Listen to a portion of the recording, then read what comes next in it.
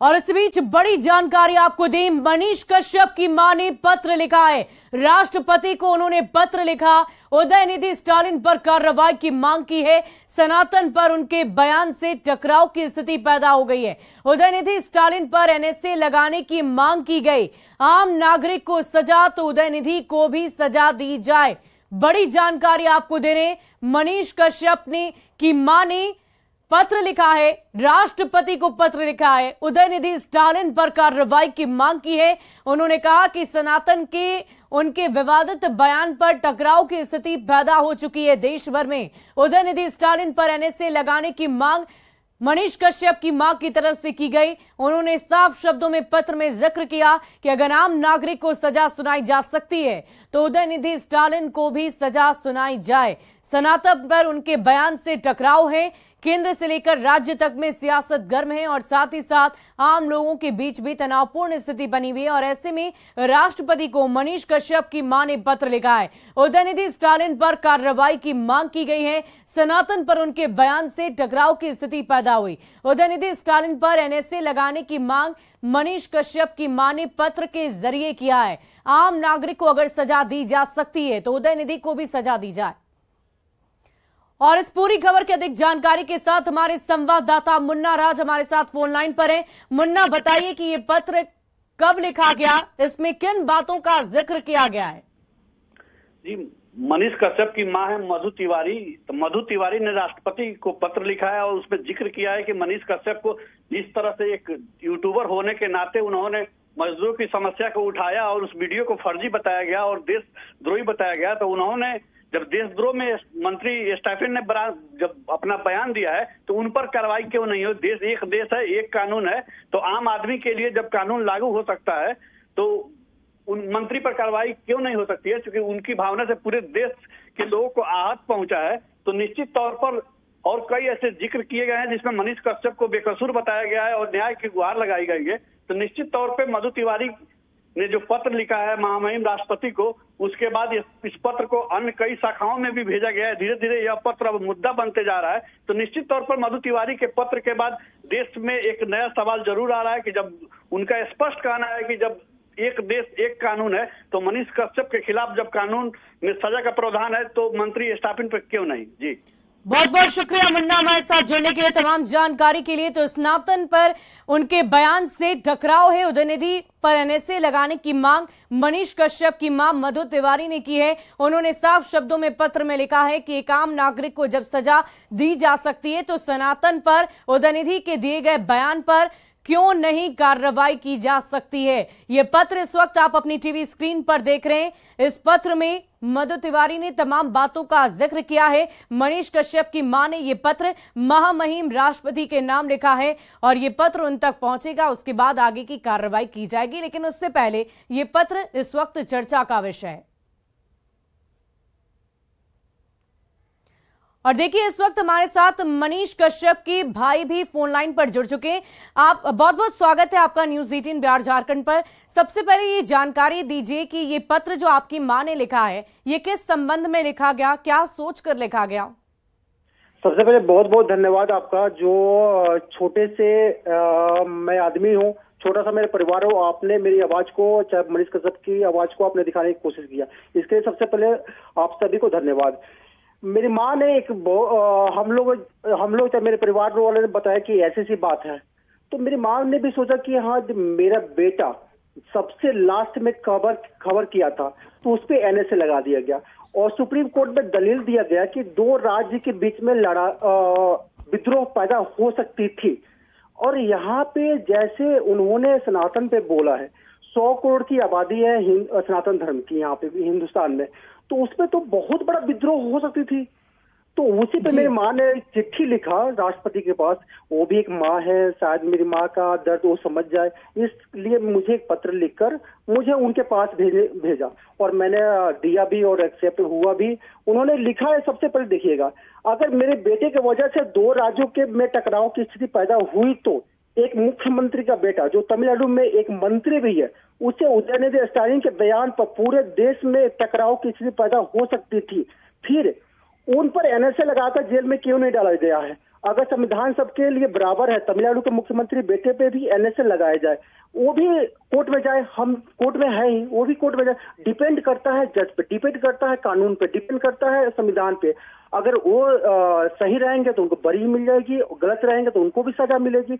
लेकिन संविधान सबके लिए अगर एक है, हम लोग शिक्षा के मंदिर में पढ़ते हैं, हम पढ़ते आए हैं बचपन से अभी तक, हम लोग पढ़ते आए हैं कि हाँ संविधान सबके लिए एक है, कानून सबके लिए एक है।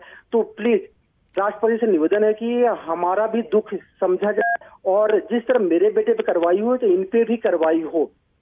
मम्मी का ये आग्रह है। करण जी, ये बताइए कि इस पत्र में अभी हमारे संवाददाता से हमारी बातचीत हो रही थी तो उन्होंने कहा कि मनीष कश्यप की रिहाई को लेकर भी कुछ बातों का जिक्र किया है, और क्या कुछ लिखा है इस पत्र में, और किस संबंध में राष्ट्रपति से गुहार लगाई गई है? राष्ट्रपति से गुहार लगाई कि हाँ निष्पक्ष तरीके से एक बार जांच हो। अगर हम लोग गलत किए हैं तो सजा देगी, अगर नहीं गलती है, यहाँ पे निष्पक्ष तरीके से जांच नहीं हुई है, जैसे हो जो धारा हो वैसे लगा दिया गया। अब ये बताइए मैडम कि हाँ जब मेरा भाई ने सबसे लास्ट में खबर चलाता है तो उस पे कार्रवाई होती है, वहीं एक पत्रकार महोदय है, उन पे मात्र 25,000 का जुर्माना के साथ में माफीनामा पे उनको रिहाई मिल जाती है। तो ये दोहरी चरित्र क्यों? अगर मेरे भाई से भी माफी मांग ले, मेरे पूरा परिवार माफी मांगने को रेडी है। अगर मेरा भाई अगर बोलता है कि लोग यहाँ से गलत किया है तो माफी मांगने को रेडी है, लेकिन ऐसा हमारे साथ कोई ऐसा कुछ नहीं मिला। हम लोग दर बदर ठोकर खाते रहे। मेरे बाबा जी चाइना की लड़ाई लड़े हैं, एक देशभक्त मेरे पापा कारगिल की लड़ाई लड़े हैं। कम से कम तो इस पे भी रहम बरता जाए और ऐसे नहीं किया जाए। ऐसे हम लोग खुद बर्बाद हो चुके हैं। मैं अपना जॉब छोड़ चुका हूँ। मेरी माँ कभी दिल्ली आती है, कभी बेतिया जाती है, कभी पटना जाती है, कभी मुंबई जाती है, कभी चेन्नई जाती है, कभी तमिलनाडु जाती है, कहाँ कहाँ भटकती रहती है। मेरे पापा आज भी जॉब में, आप उनका एक भी फोटो नहीं देखते होंगे, बहुत ज्यादा डिसिप्लिन में रहते हैं, लेकिन उन्होंने देश को चुना है। अपने बेटे के लिए लड़ाई के लिए कभी उन्होंने एक कोर्ट में कभी भी अपने हाजिरी पे भी कभी नहीं आए। उन्होंने सोचा कि नहीं, देश सुरक्षित रहेगा तो हमारा राज्य सुरक्षित रहेगा, हमारे राज्य के लोग सुरक्षित रहेंगे। लेकिन जी वाकई करण, हमें इस बात की भी जानकारी दीजिए कि इस वक्त आपकी माँ कहाँ है, क्योंकि आप कह रहे हैं कि अलग अलग शहरों में उन्हें जाना पड़ता है, तो इस वक्त कहाँ है वो? मेरी माँ क्योंकि नेक्स्ट हायरिंग है पटना में, तो मेरी माँ अभी बेतिया गई है, होम टाउन गई है, फिर वहां से फिर दिल्ली आएंगे। दिल्ली में जज साहब से के पास भी हमको लेटर लिखना है कि हमारे तरफ से थोड़ा निष्पक्ष तरीके से जांच हो और एनएसए को प्लीज हटाया जाए जी। क्योंकि अगर ऐसा नहीं हुआ ना, संविधान सबके लिए एक है। चलिए ठीक है, हम मनीष से कोई गलती नहीं थी उसमें। सबसे लास्ट में आप लोग को देखकर, बड़े बड़े मीडिया को देखकर उसने भी खबर चलाया था। चलो मैं खबर आप मानते हो कि हाँ सरकार मानती है कि झूठी है, तो मैं उसके लिए माफी भी मांगने को रेडी हूँ। अगर झूठी है, एक हमारे गाँव के बगल में परसा गाँव है, वहां पे तमिलनाडु से एक लाश आई है थोड़े दिन पहले, लेकिन आपसी में लड़ाई करके। लेकिन हमारा बिहार के मजदूर तमिलनाडु में 19 साल का लड़का था, क्यों गया? क्यों बिहार में रोजगार क्यों नहीं मिली? हम लोग बिहारी मजदूर हमेशा मजबूर क्यों ही रहेंगे? इसकी लड़ाई मनीष लड़ता था।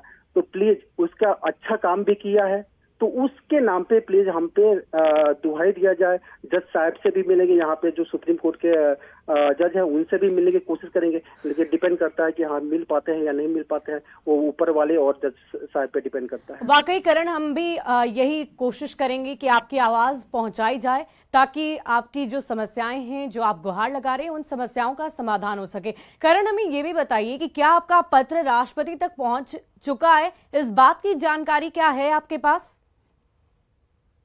जहाँ पे मैंने डिपॉजिट किया था, जहाँ पे मैं जिसको दिया था, उन्होंने बोला कि हाँ जो वो भी मनीष कश्यप को जानते थे, वो भी मनीष कश्यप बोले कि फैन थे, बोले कि आज हम लोग सपोर्ट में नहीं आए तो दूसरा कोई सपोर्ट में नहीं आएगा। उन्होंने बोला कि हम पूरे कोशिश करेंगे, राष्ट्रपति तक पहुंचाने की कोशिश करेंगे।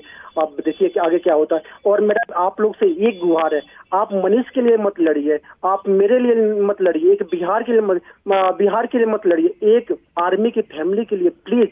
आप लोग 15 अगस्त के लिए भी लगभग 3-4 दिन तक आप लोग कवरेज करते हैं, 26 जनवरी पे भी कवरेज करते हैं, कोई सैनिक की मौत होती है तो उस पर भी कवरेज करते हैं। प्लीज एक आर्मी की फैमिली के लिए आपसे गुहार है मैडम, प्लीज हमारी आवाज बनिए, एक आर्मी की आवाज बनिए। क्योंकि मेरे बाबा जी भी चाइना की लड़ाई लड़ा था और उसमें लेह लद्दाख में उन्होंने खालिश मार दिया था, वो गवर्नमेंट ने उनको रिटायरमेंट देकर 2 बीघे का जमीन हमारे सदस्यों में दिया था, खुश होकर, क्योंकि मेरे बाबा जी ने पूरा समर्पण देश के प्रति दिखाया था। मेरे पापा भी कारगिल लड़ाई लड़े हैं। कोई 3 साल में कश्मीर में रहता है तो उसको हालत खराब हुई थी, उस परिवार की जिंदगी पर हमेशा कलेजे पर हाथ रहती है। मेरे पापा ने 6 साल तक कश्मीर में लड़ाई लड़े हैं, 6 साल तक।